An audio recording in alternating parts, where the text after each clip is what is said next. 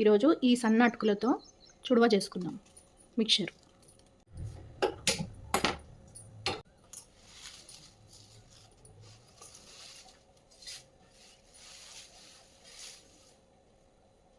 పోహాని ఇలా వేడి చేసుకోవాలి. ఇది సన్న పోహ ఇలా ఫ్రై చేసుకో, ఇట్లా క్రిస్పీగా కావాలి. ఇప్పుడు స్టవ్ ఆఫ్ చేసి ప్లేట్లో తీసుకో. స్టవ్ ఆన్ చేసుకొని బాండీ పెట్టి నూనె పోయాలి. కొన్ని పచ్చిమిరపకాయలు, ఆవాలు, జీలకర్ర. ఫస్ట్ మనం ఆవాలు, దాని తర్వాత జీలకర్ర, పల్లీలు, పచ్చిమిరపకాయలు వేసుకొని, తర్వాత ఎండుమిరపకాయలు, కరివేపాకు, కొంచెం పసుపు, కాజు, కొన్ని పుట్నాల పప్పు.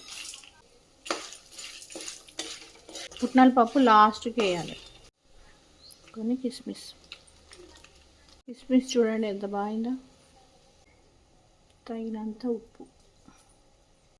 ఇప్పుడు ఈ పోహాని ఇందులో కలిపేసుకుందాం.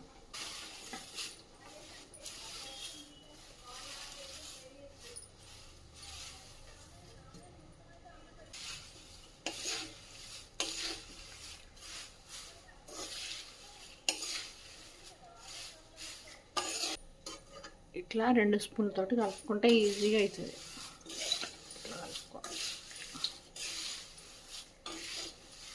కలపడం బాగా వస్తుంది. ఇంతే, ఇట్లా చేసుకుంటే బాగుంటుంది. స్టవ్ ఆఫ్ చేసుకుంటారు. పోహా చుడవ రెడీ. ఇప్పుడు ఈ మిక్చర్ని వేసుకుందాం. దీంట్లో నుండి పచ్చిమిరపకాయలన్నీ తీసి పక్కన పెట్టాలి. పచ్చిమిరపకాయలు ఒక్కటి కూడా ఉండకూడదు. ఎండుమిరపకాయలు ఉంచి పచ్చిమిరపకాయలు మాత్రమే తీయాలి. ఇప్పుడు ఈ బాక్స్లోకి వేసుకుందాం. కంప్లీట్. చూడండి ఎంత బాగుంది. చూద్దాం. సూపర్ కాదు.